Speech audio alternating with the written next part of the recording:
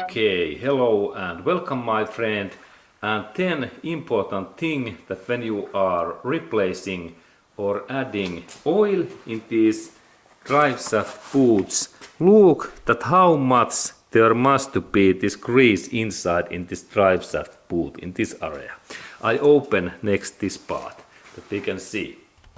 Okay, and now I really open this.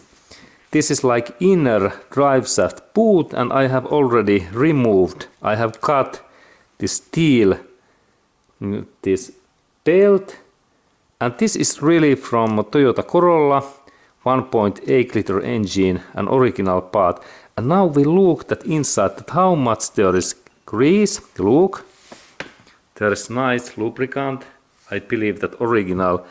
And in here we can see these inner parts, those inside parts, and there is really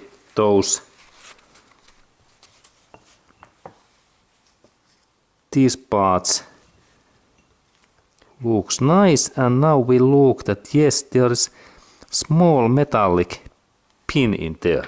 Yes, locking pin in that area. Okay, good.